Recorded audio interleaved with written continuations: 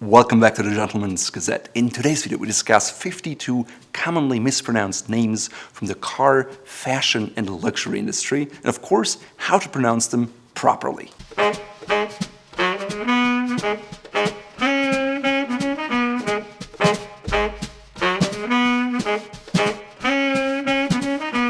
Brands dominate the car, watch, luxury, and fashion industry. However, sometimes in conversation when they come up, people are not sure how to pronounce them, and you hear all kinds of variations. Often, the reason is that the country's origin is not the country you're from, and so it all gets tangled up. That stirs up the question, should you pronounce something in the original way it was meant to be said, or do you adapt it to your local surroundings? The reality is, no matter how you say it, people will judge you for it. If you say Cartier instead of Cartier, some people may look at you as an arrogant prick. On the other hand, if you say Cartier instead of Cartier, people may think of you as a peasant. So ultimately, the choice what to say is yours, and it may even depend on the situation you're in. But it never hurts to know the proper pronunciation of a brand name. So without further ado, here are the brands you may be mispronouncing. Audemars Piguet. It's a watch brand and it has a soft G. Audemars Piguet. Next up, Baume Mercier. It's not Baume and Mercier, it's Baume Mercier. The ampersand is A because it's French and it's very soft. It's a mid-range watch brand, but it's always good to pronounce it Baume Mercier. Next up, the fashion house Balenciaga. It used to be Spanish Balenciaga with a TH, but today it's French owned and they prefer to say Balenciaga. You've also probably heard of Breguet. It's not Breguet, it's Breguet. Then there is Chopard.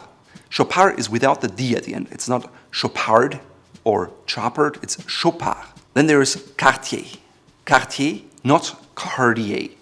The R comes from the back of your throat, which is typical French, so it's Cartier. Cartier. Next up is Chanel. It's C-H-A-N-E-L. Yes, it sounds simple, but when you go to China, you'll see a lot of shirts saying Channel number 5 with a double N. In my opinion, there's not many things as embarrassing as wearing fake brand name shirts that are spelled incorrectly. Another famous French luxury brand is Christian Dior. It's not Christian Dior, it's Christian Dior. Again, that soft R in the end, not the American R. Then there's Comme Des Garçons, which means as much as like boys, and it has that little hook at the bottom of the C, but you just say Comme des Garçons.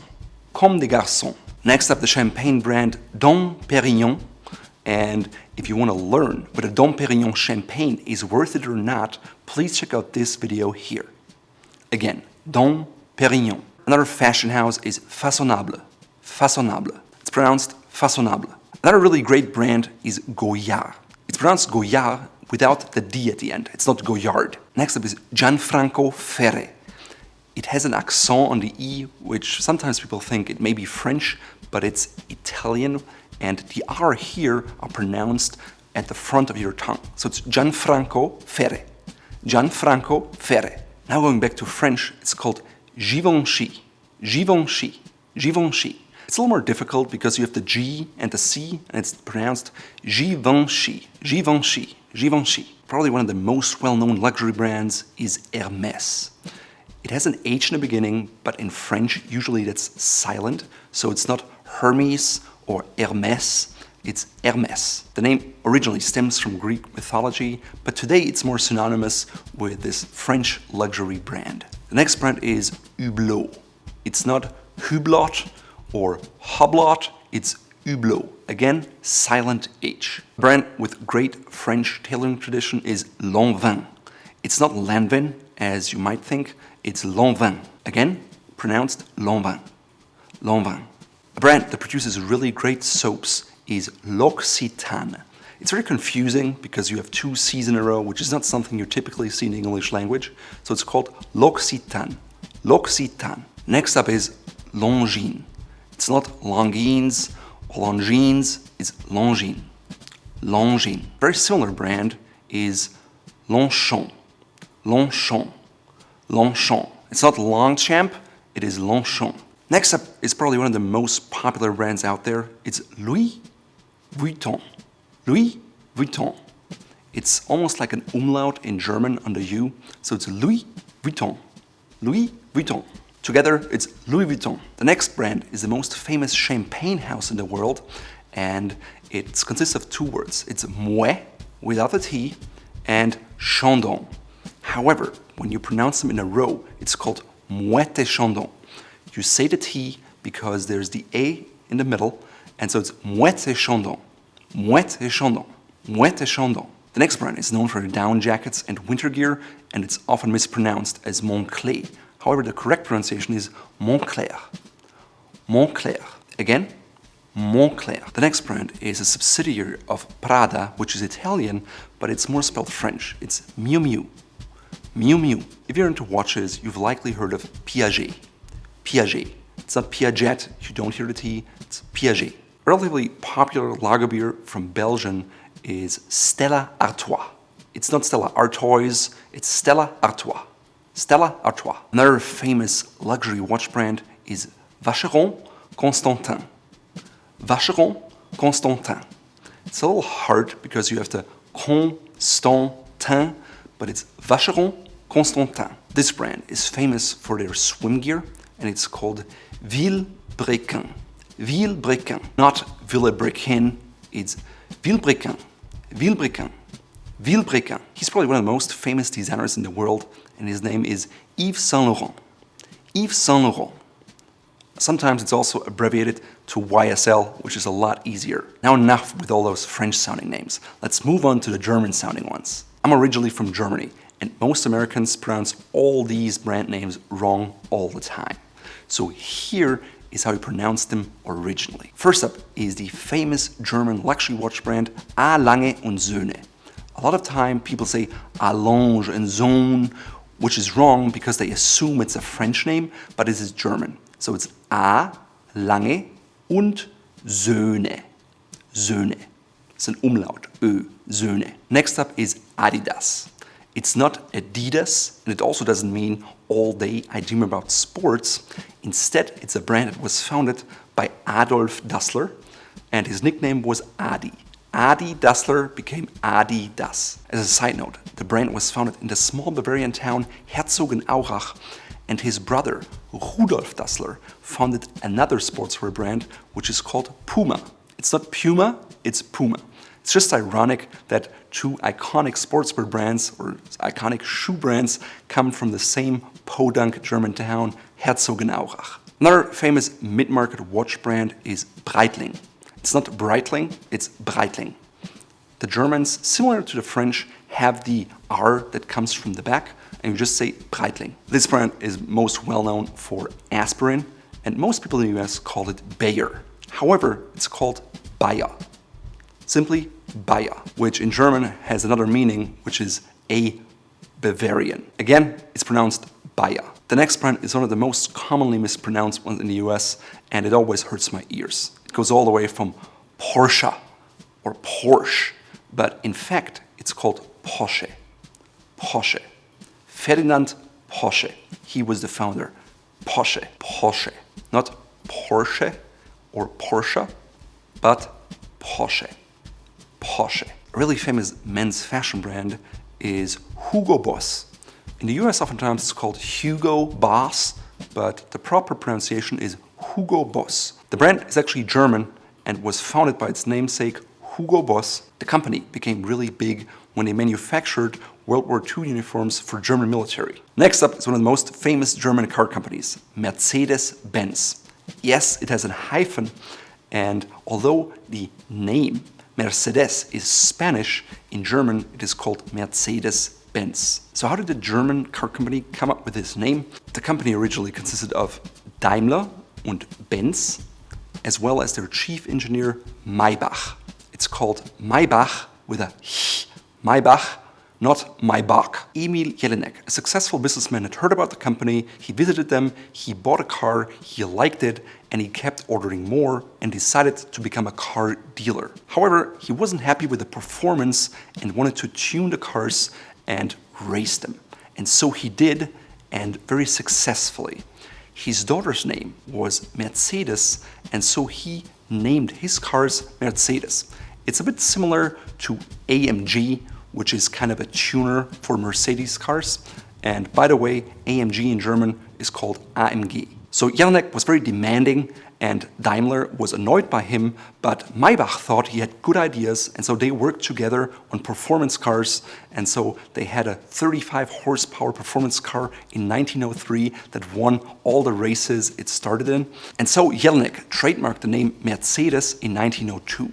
Later on, it became Mercedes-Benz, and it has remained the name ever since. Next up is a German high-end brand for vacuum cleaners and kitchen appliances. It's called Miele. Not Miele or Miele, it's Miele. If you're into hair products, you might have heard of Schwarzkopf, which means as much as blackhead. It's a famous German brand for hair products. Again, Schwarzkopf. Schwarzkopf. Another watch brand with a German sounding name is Tag Heuer. It's not Tag Heuer or Tag Heuer, it's Tag Heuer. So how is this one pronounced? You guessed it, VW. No, not quite. In German it's called VW, which stands for Volkswagen. It means as much as People's Wagon, and the company was founded on May 28th in 1937 in the newly formed town of Wolfsburg, which was just built to build cars of the VW brand. The first and likely most famous car of VW is der Käfer, which means as much as the Beetle.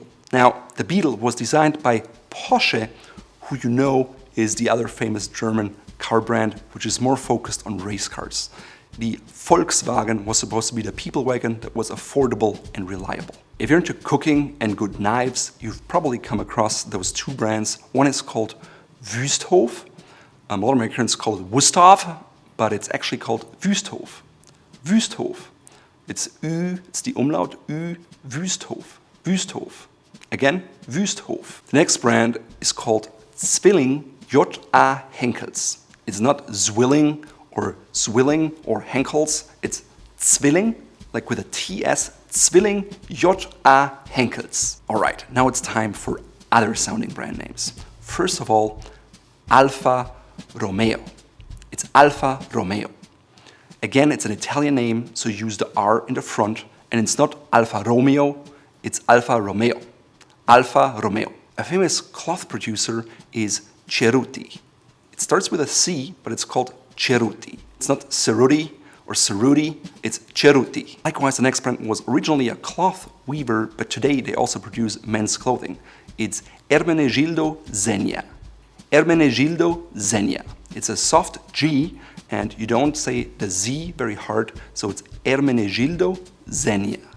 Zegna. Now this one seems easy, and most people in the US say it's a Ferrari. They use the American R.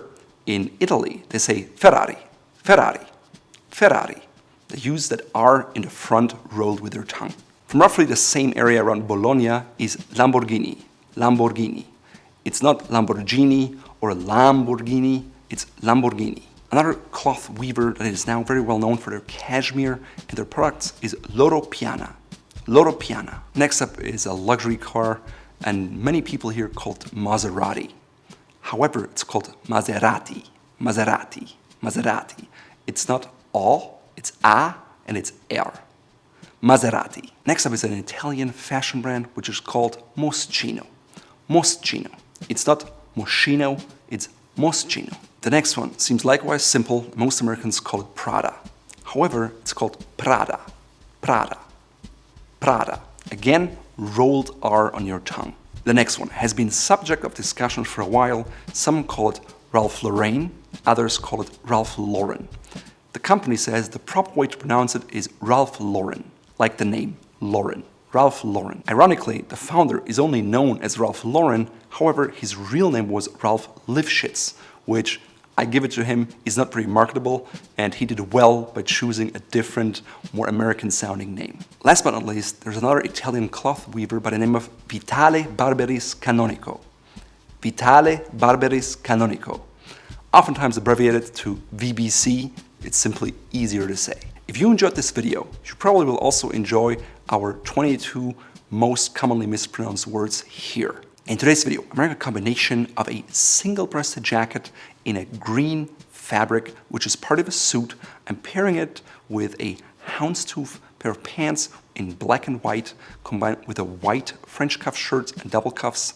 I have a Cri de la Soie knit tie in rust orange, which is from Fort Belvedere, which you can find in our shop, just like the cufflinks, which are brown tiger's eye with vermeil sterling silver.